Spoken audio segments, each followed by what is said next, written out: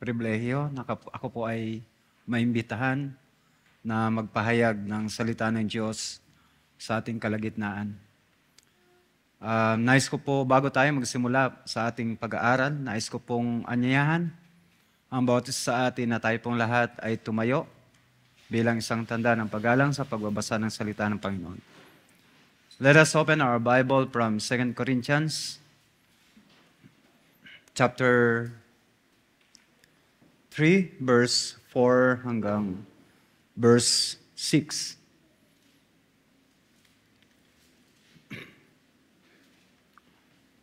Chapter 3, verse 4 to 6. At narito po ang salita ng Panginoon. Such is the confidence that we have through Christ toward God. Verse 5, not that we are sufficient in ourselves to claim anything as coming from us, but our sufficiency is from God. Verse 6, who has made us sufficient to be ministers of a new covenant, not of the letter, but of the Spirit. For the letter kills, but the Spirit gives life. This is the word of the Lord. Tayo pong lahat ay manandaliang manalangin muli. Tuloy na po kayong umupo. Yes po. Hilingin natin ang paggabay ng Banal na Espiritu sa umagang ito. Let us pray. Amin Diyos, salamat po sa isang pagkakataon na ako po ay inyong gamitin. Ang aking dalangin, bigyan niyo kami ng karunungan upang lubusan naming maunawaan ang aming mga pag-uusapan, pag-aaralan sa umagang ito.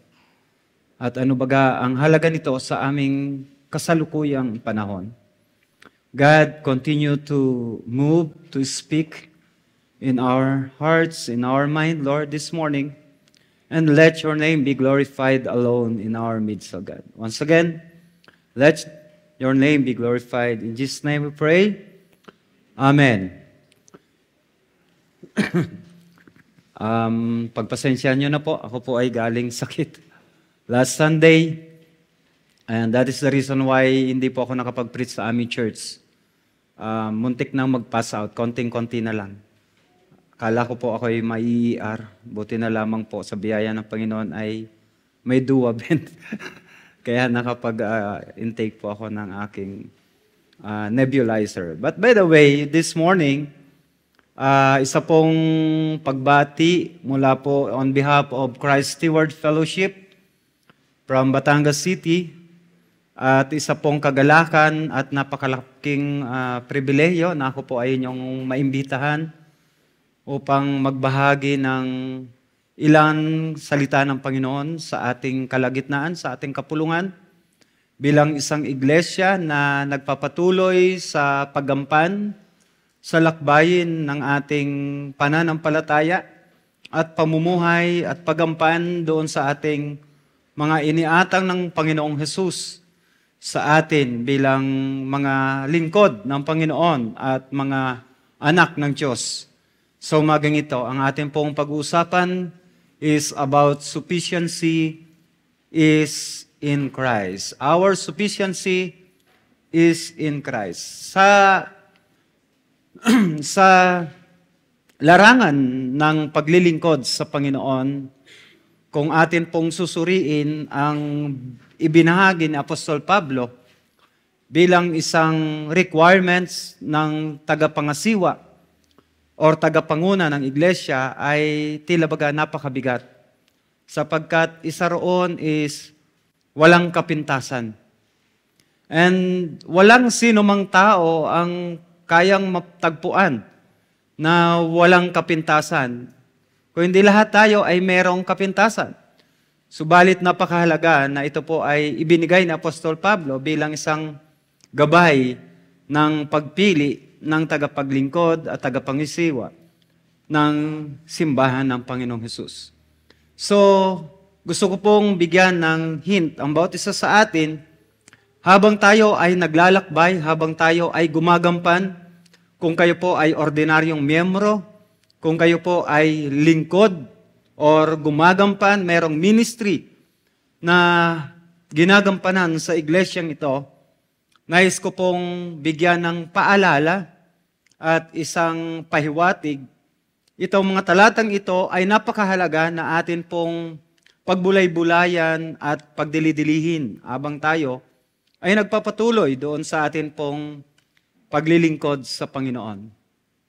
Una sa lahat, the Apostle Paul reminds us that our identity and the effectiveness in the ministry are not rooted in personal greatness.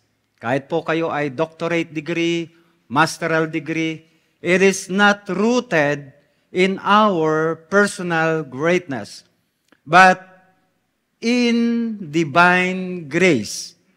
That verses revealed, these 3 verses revealed the 3 powerful truths about our calling as believers of Christ. Habang tayo po ay nagpapatuloy, nais ko po munang bigyan ng konting background itong pong talatang ito na ating pong pag-uusapan from the book of 2 Corinthians. Kami po sa aming iglesia ay nandito po sa series of 2 Corinthians. And I do believe ang Cruciform Church ay nasa book of Acts, which is si Apostle Paul din ang siyang nagsulat. Ano po? So, I remember the first time that I attended in Cruciform Life Church. Siniris po ninyo yung Book of Galatians. Alam niyo po ba na sinatyaga kong biyahin ang Batangas to Lipa para maka-attend lamang, para hindi mapalampas yung bawat pagtalakay ni Pastor Japet doon sa Book of Galatians, sapagkat that is the first time na na-encounter kong siniris of studies yung Galatians. At napakalaking dagok, bahagi ng Book of Galatians sa buhay ni Apostle Paul as an apostle. And also the Book of Acts, dito natin makikita yung transition ng buhay ni Apostol Pablo, kung paano siya binago, tinawag ng Diyos, binago ng Diyos, at ginamit ng Diyos, mightily according to His will. Ano po? So, itong 2 Corinthians ay sinulat ni Paul from Macedonia to Corinthians, approximately 1 year after ng 1 Corinthians. And because of that, itong batang iglesyang ito ay napakasamot sariling problema, suliranin, na kinakaharap. I don't know kung meron po kayong pakialam sa inyong iglesia, this church, your church, kung paano lalakad, lalago, saan paparoon. Ano po? I do believe na ang bawat mananampalataya ng Panginoong Jesus ay hindi lamang tayo naririto for the sake of culture and tradition. Every Sunday, we need to go to church for just nothing. Kung hindi, we do believe that we go to church for something. Amen po ba? Huwag niyo po akong titingnan ganyan. Okay. Kung for something, meaning you are accountable for this church. Every single believer is accountable for this church. Not only your pastor, hindi lamang si Pastor Japet, hindi lamang si Pastor Cloyd, kung hindi ang bawat isa sa atin ay accountable sa iglesyang ito. Ngayon, the question is, saan ba papunta ang simbahang ito?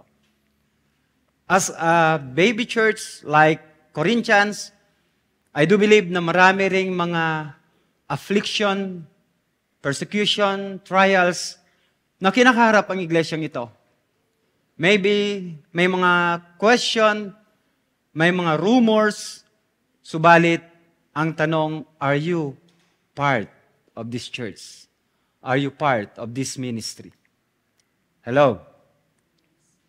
So, sa umaga pong ito, kung titingnan natin ang mga talatang ito na ating binasa kanina, ay meron pong 3 mahalagang datos o mahalagang katotohanan na nais ko pong makita natin sa umagang ito habang tayo po ay nagpapatuloy sa ating paglilingkod, sa ating pamumuhay bilang mga mananampalataya, sa ating kasalukuyan, sa ating ministeryo, or sa ating kinasasadlakan or involvement in ministry in this church. First of all, the first point is, our confidence is through Christ. Tandaan po natin, from verse 4, ng ating pong binasa, ang konpidensyang ito ay hindi dapat nakasaglak sa ating kakayanan, sa ating sariling lakas, kung hindi hayaan natin, katulad ni Apostol Pablo, kung paano siya effectively ginamit ng Panginoong Hesus sa ministeryong tinawag or ipinagkatiwala sa Kanya na kung saan siya tinawag. Sabi po sa verse 4, such in this confidence that we have through Christ toward God. Not that we are sufficient in ourselves to claim anything as coming from us. Napakaliwanag po. Yung word na confidence describe the quality or state of being certain. Being certain, it describes Paul's assurance of mind and his firm belief in the integrity, stability, and veracity of God. Kapag pinag-uusapan na po yung ministeryo, yung paglilingkod, yung larangan ng ating paggampan sa panawagan ng Diyos sa atin, wala na pong duda na itong kompidensyang ito ay nasa Diyos lamang nakalagak. Hindi po sa ating mga sarili, mga kapatid. Sino man yan, sino man yung pastor ninyo na tumatayo rito, always depend on God alone. Because that God called that pastor. And I do believe, 100%, hindi tutuga, hindi tatayo ang church na ito without the guidance, without the calling of our Lord. Ilang taon na po ang cruciform? 3. Magpo-4 na.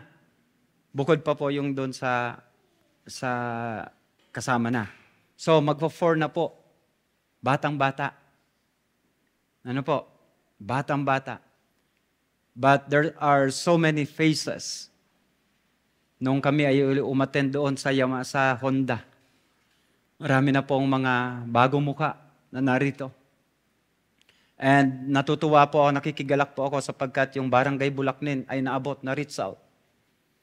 At isa sa mga narito ay mga taga-Barangay Bulacnin, na kung saan ay pass by lang namin from Balete. Ako po ay taga-Balete.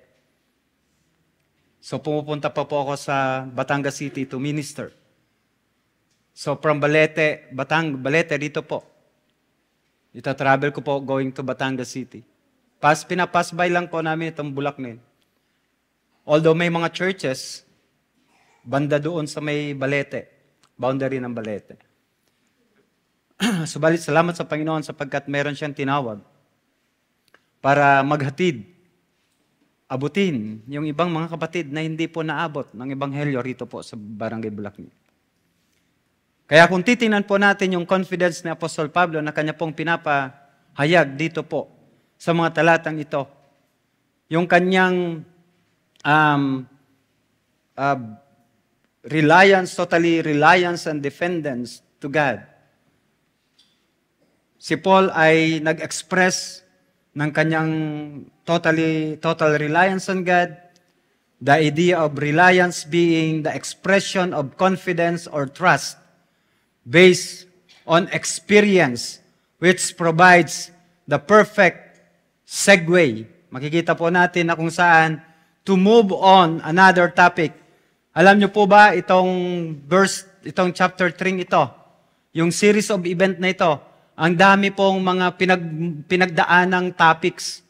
Nagkaroon ng pagkakabahabagi ang mga mananampalataya sa Church of Corinth from chapter 1. Tapos nagkaroon ng paninira mismo, pag-atake personally kay Apostle Paul sa kanyang apostleship, sa kanyang motibo sa iglesia.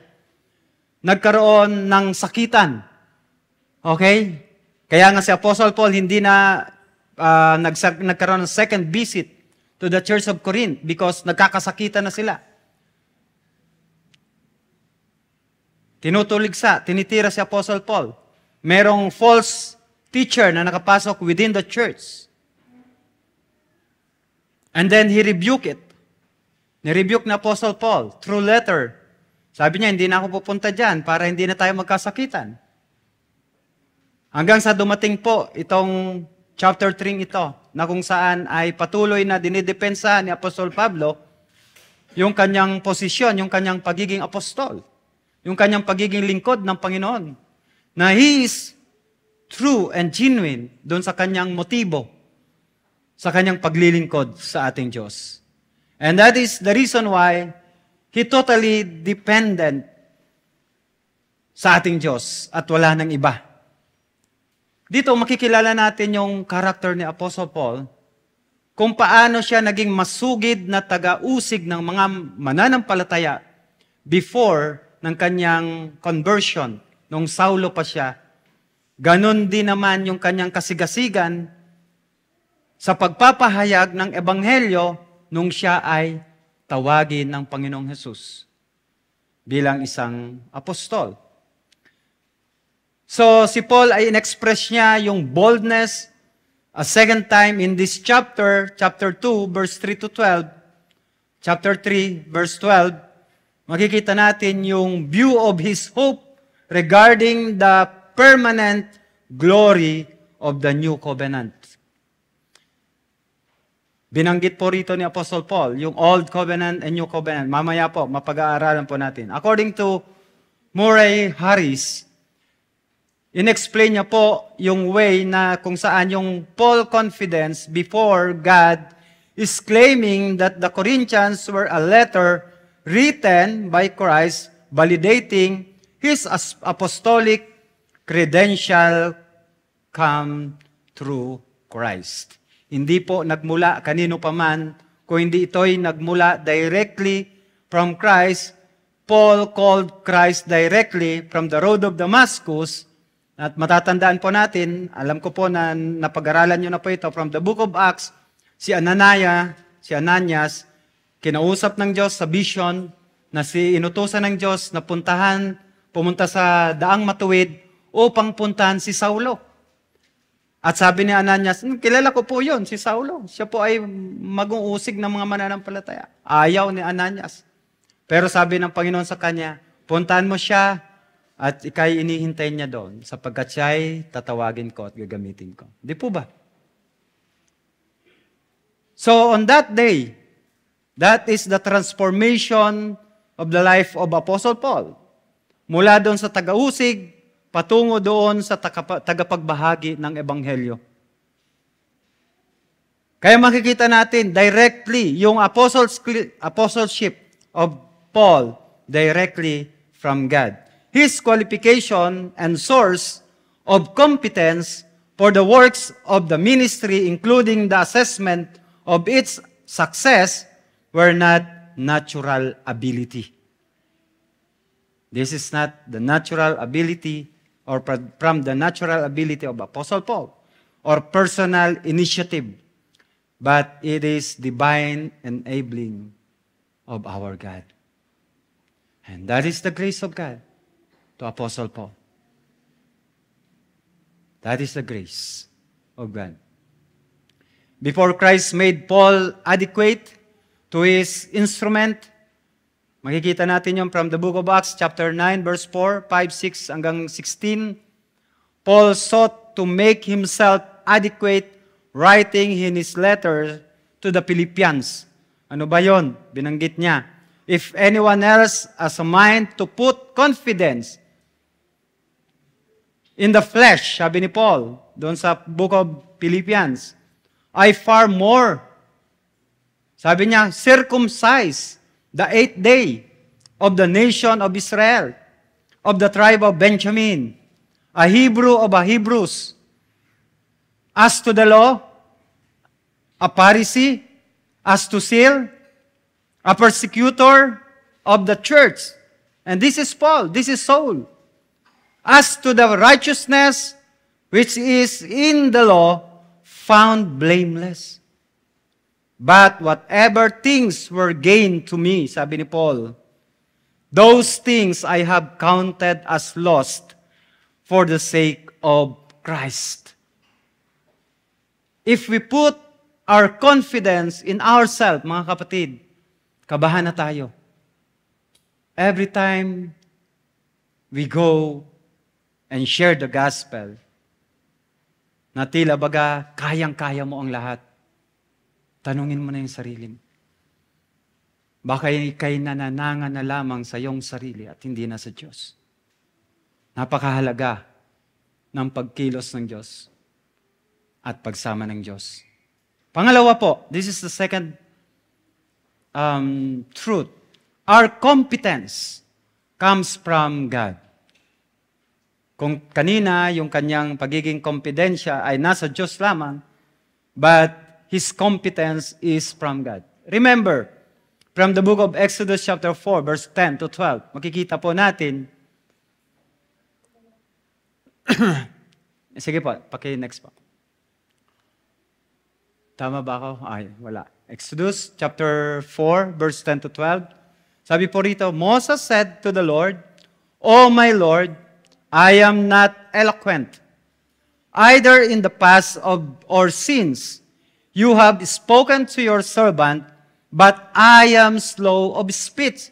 Ito yung reklamo ni Moses sa Diyos kay Yahweh nung sila ay nasa burning bush, na tinatawag si Moses na pangasiwaan ang mga Ehipsyo, ang mga Israelita na nasa Ehipsyo. Pero sabi sa kanya ng Panginoon, Then the Lord said to him, Who has made man's mouth? Who makes him mute or deaf, or seeing or blind? It is not I, the Lord.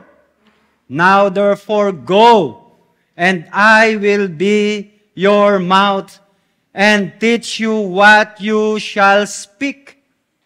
And because of that, si Moses, bagamat merong pag-agam-agam, pag-aalinlangan sa kanyang puso, siya'y humayo at sumunod sa panawagan ng Diyos para sa kanya. Sometimes, ito rin yung rason natin kung bakit hindi tayo magpagamit sa Panginoon. Sometimes, this is also our personal reason kung bakit ayaw natin humayo. Ayaw nating magbahagi ng salita ng Diyos, or dili kaya ayaw nating makibahagi sa anumang ministeryo ng iglesia. Sapagkat maybe mayroong mga pag-agam-agam sa ating puso, or dili kaya natatalo tayo ng ating takot or ng hiya, mga kapatid. But always remember that our competence is come from God. This is not comes from us. In the first epistle, Paul explained that God does not choose to work with those who are adequate in their own strength. Kaya nga po binanggit dito sa mga talatang ito that for consider your calling, brothers, not many of you were wise according to the worldly standard. Pag tinignan tayo ng mundo, tila baga tayo ay mga mangmang para sa kanila, especially when we preach the gospel. Sabi ng Bicol ay mga lulong-lulong. Sabi sa amin, sa Sorsogon. Ibig sabihin ay mga baliw-baliw. When we talk about gospel, yan na yung mga baliw-baliw. I remember my lolas, every time na uuwi siya ng Bicol, from Nabotas to Bicol, para mag-share ng gospel sa amin. 10 years na binalik-balikan kami, and she tried to share the gospel doon sa nanay namin. And every time na maririnig ko siya, sabi niya, Ming, sabi ng Panginoon sa kanyang mga salita, ganito, ganyan. Alam mo, ang Panginoon ay mabuti. Sabi ko, ay talagang parang baliw. You know why? Hindi ko maintindihan. Ang lola ko ba ay nakakausap niya yung Panginoon? Ang lola ko ba ay nakakausap niya ang Diyos bawat oras? Kasi ito yung lumalabas sa bibig niya. Every time na uuwi siya sa amin. And that is the reason why tinagurian tayong foolish in this world. But remember, God chose what is foolish in the world to shame the wise. And God chose what is weak in the world to shame the strong. God chose what is low and despised in the world, even things that are not, to bring to nothing things that are. So that no one or no human being might boast in the presence of God. Every effectiveness in the ministry, soli Deo Gloria, to God be the glory alone. Ito po yung crucial sa panahon natin ngayon. Napakadaling makibahagi ng gloria sa Diyos. Napakadaling mangagaw, yung glory grabber na tinatawag. And this is the weakness of humanity. Kasama po ko doon. Na dumarating sa punto, kapag nagiging masigasig, effective yung ating ministry, naghahanap tayo ng pagbati ng mga tao. Subalit, iisa lamang ang dapat matanghal at mabigyan ng kaluwalhatian, that is our God alone. Because He adequate us. Tinawag niya tayo, hindi dahil tayo qualified, but He qualify us. Amen po ba? Sabi ni Murray Harris, mahilig pa ako kay Murray Harris, still speaking of this confidence, doon sa 2 Corinthians chapter 3 verse 4, therefore God is disowned any ability to form a competent judgment on the result of His own ministry or any personal right to lay claim to the result of what was in reality of God's work.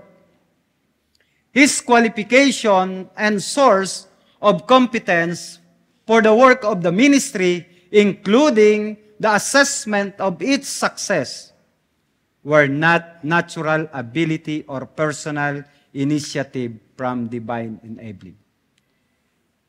Paul's confidence comes through Christ, his competence from God. And he says, all this against the background of his omnipotent or opponent's claims to be self-sufficient. Ito yung mga kiniklaim no mga nagpapabulaanan, tumitira kay Apostle Paul during this time. Tandaan po natin mga kapatid, nasa loob ng simbahan ito. Nasa loob ng Church of Corinth. Yung umuusig kay Apostle Pablo. Kinu-question yung kanyang apostleship. Kinu-question yung kanyang motibo within the church. Pero nakatayo si Apostle Pablo at kanyang malinaw na ipinapahayag na kung saan ang kanyang pagiging competent ay hindi dahil siya ay magaling, kung hindi dahil ito'y galing sa Diyos na tumawag sa kanya at gumagamit sa kanya. If this our mindset, kung ganito tayo mag-isip anytime na merong pinapagawa ang Diyos sa atin, ay kaya natin gawin. Anytime na merong pinapabahaginan, pinapashare ng Diyos sa atin, we can do that because our confidence and our competence from God alone. Amen po ba? Gaano tayo ka-desire? Gaano kalaki yung desire natin to share the gospel to our kumpares and kumare or sa ating mga kaibigan, especially yung mga young people. Sa mga young people natin ngayon, sabi ni Jose Rizal, you are, kayo raw ang pag-asa ng ating bayan. Alam niyo po, kayo yung next generation. Okay? Kayo na yung susunod sa adult. Kami, mga adult na kami. Ako po ay mag-half centennial na. 50 this coming October. Pero hindi ko na alam kung hanggang kailan pa yung taon na lalakbayin ko. Pero we pray na hindi matapos maputol yung pag-comply doon sa panawagan ng Diyos, lalo-lalo sa pastoral ministry. Sapagkat tila baga sa panahon natin ngayon ay ang mga pastor ay endangered species. Wala nang masyadong gustong magpastor. Walang pera. Ganon din po ako noon. Ayaw ko po magpastor. Kasi gusto ko po ay mag-abroad. Kasi ayaw kong nakaasa sa member. Ma-pride po ako. Inaamin ko po dati. Until now. Until now. Ayaw ko po yung parang nabubuhay kami dahil binibigyan kami ng church. Mas gusto ko po ako yung nagbibigay. Kaya that is the reason why gusto ko mag-abroad. Kaya lang hanggang sa nagkasakit na ako sa puso, hindi pa rin ako nakapag-abroad. So no choice na. Hindi na talaga ako makakapag-abroad. Meron na po akong 3 stents sa heart. And that is the reason why kailangan ko ng sumunod na lamang sa panawagan ng Panginoon. Sa Philippine Marine, sabi niya, the first to fight, walang atrasan. Patay kung patay. Ano po? Patay kung patay. Kaya ang aming mga kanta nung araw God is so good. Sugod ng sugod. 3 po kaming Marines na nagsama-sama sa Bicol para ipamalita o ibahagi ang Ebanghelyo ni Kristo. Habang kinakanta namin, God is so good, so good, so good. And I remember Pastor Japet, nag-chat siya nung Monday. Pastor Eric, can you please send me your sermon? Sabi ko, pwede po ba bukas? Because during that time, hilong-hilo pa po. During that time, ay nandoon pa yung aking lagnat. Pero sabi niya sa akin, sabi ko, Pastor Japet, galing po akong sakit last Sunday. Okay, pwede bang okay, sige, wag na lang. Hindi, ako pa rin. Let your yes be yes. And let your no be no. Kaya sabi ko kay Pastor Japet, kaya ko po. Sa biyaya ng Panginoon. Kung ating titingnan, kung paano si Pablo ginamit ng Panginoon, kung paano si Pablo totally nag-rely sa biyaya ng Diyos. And then makikita naman natin na siya yung apostol na maraming napuntahang bansa to share the gospel.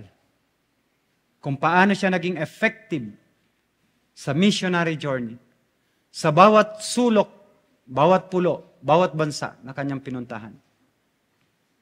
Not because siya ay magaling, kung hindi siya ay totally nag-rely sa ating Diyos na tumawag sa Kanya. Sabi ni Warren Wiersbe, wisely remind all of us who would seek to serve the living God that we must be empty before we can be full. We must be empty before we can be full. The opposite of this is self-sufficiency. Our sufficiency is not of ourselves. The world promotes self-sufficiency, yet God dwells with a person whose heart is broken, according to Isaiah 57:15. And this does not mean false humility or cowardice.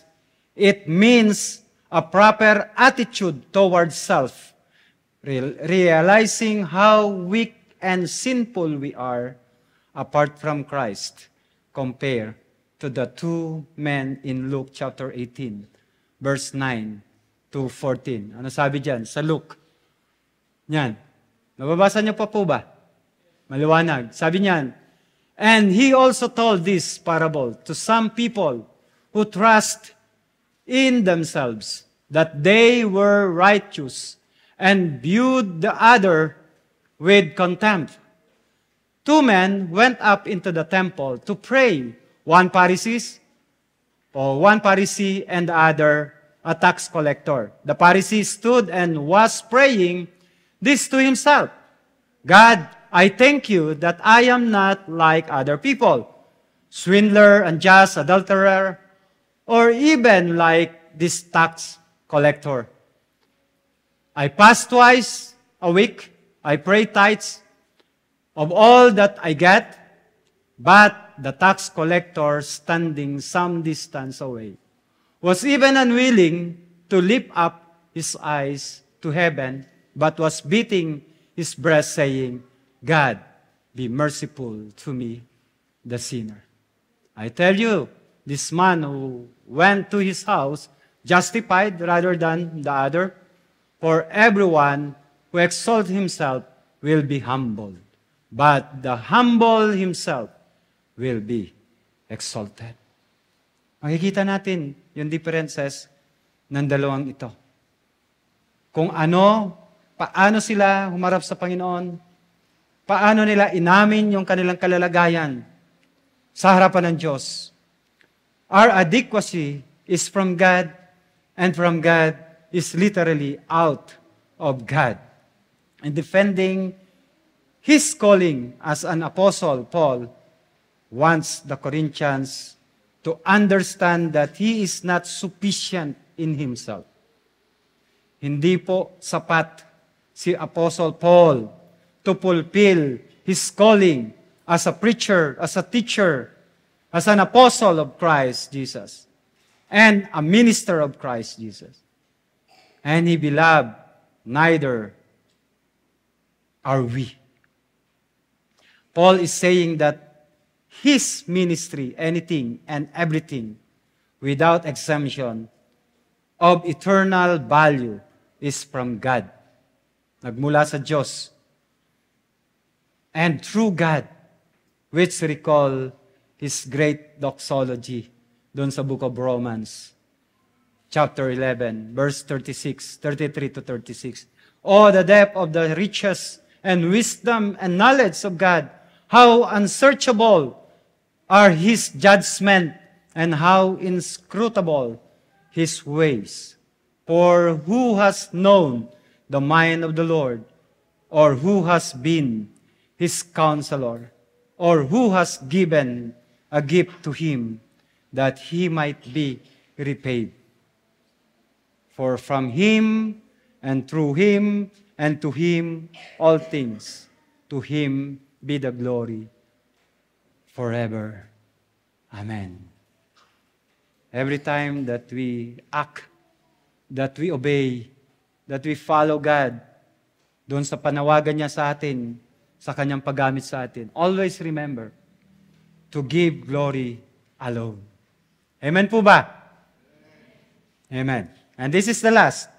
We are called to be a minister of the new covenant of the Spirit. We are called to be a minister of the new covenant of the Spirit. Sabi po rito, who also made us adequate as servant of the new covenant, God made us adequate when we were delivered from domain of darkness and transferred to the kingdom of His beloved Son. Mga kapatid, sa umagang ito, sa panahon nating ito, we are called to become a minister of the new covenant. Ano bang ibig sabihin ito ng new covenant na yan, Pastor? Itong new covenant describe our standing position in Christ, na kung saan ay yung adequation or i-adequate us. Ang Diyos ang siyang nag-qualified sa atin at napaka halaga na makita natin what is the essence of our church today. Tayo ba ay nakaangkla pa? Kasi dito ay kinlasify ni Paul yung Old Covenant at saka yung New Covenant. Na binanggit niya doon sa kanyang talata, dito sa last verse ng ating talata, from verse 6. Ang sabi po rito, who has made us sufficient to be minister of the New Covenant, not of the letters, but of the Spirit. From the letters kills, but the Spirit give us a life. Ano po bang iba nung letters at saka nung sinasabi rito na New Covenant? The letters referring to the Old Covenant, na yung Old Covenant ay nagpapakita sa atin kung sino tayo sa harapan ng Diyos. Na tayo'y makasalanan. Remember the book of Galatians. Di po ba? Nung tayo ay nagkaroon ng series of studies dito. Pinapakita dito kung sino tayo sa harapan ng Diyos. And always remember na yung shortcoming natin, yung mga kamalian natin, ang resulta nito ay kamatayan. And that is the result. Ito po yung pupuntahan natin.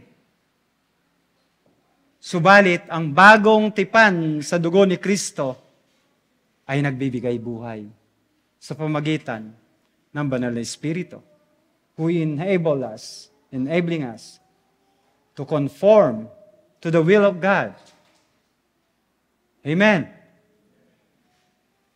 Itong New Covenant, this is the gospel that we need to proclaim. Binanggit niya ito sa mga una pang talata. The problem of Old Covenant was unregenerated heart. Alam nila, pero unregenerated heart. Many individuals, Israelites, look to the law not as a way of salvation, but as something to obey, to thank God for His grace. Ito yung konsepto ng lumang tipan. But the nation as a whole erred by looking to establish their own righteousness by it. Para magiging matuwid ka kapag sinunod mo itong mga batas na ito. According to the book of Romans, chapter 9, verse 30 to 33. If we try to merit righteousness by keeping the law will kill us. Ito yung sinasabi, that the letter will kills. But if we reject our own merit and obey our gratitude, out of gratitude for God's grace, we show that the Spirit is at work in us. So ito po yung differences ng Old and New. Ano po? Na kung saan yung New Covenant ay higit na mainam sapagkat dito ay nagbigay ng buhay. Tayo ay nakabilang doon sa tinubos, sa na-regenerated heart. And that is the reason why we comply. Nagkaroon ng kaliwanagan yung ebanghelyo na ating natanggap. And being believers sa ating panahon, kailangan din magkaroon tayo ng ganitong pagnanasa. At bilang pagtatapos, sa umagang ito, these 3 verses give us a solid foundation for our Christian life and ministry. Always remember, not only the pastor is a minister of the gospel, but every single believer is a minister of the gospel. Una, confidence from Christ. Pangalawa, yung competence is from God. Our competence is from God. At pangatlo, we are called as a minister of the Spirit. Always remember, mga kapatid, meron tayong gagampanan. Meron tayong gagampanan sa iglesyang ito. And that is to become a minister of the new covenant. To the minister of the gospel of the Spirit. Tayong lahat ay manalangin. Amen.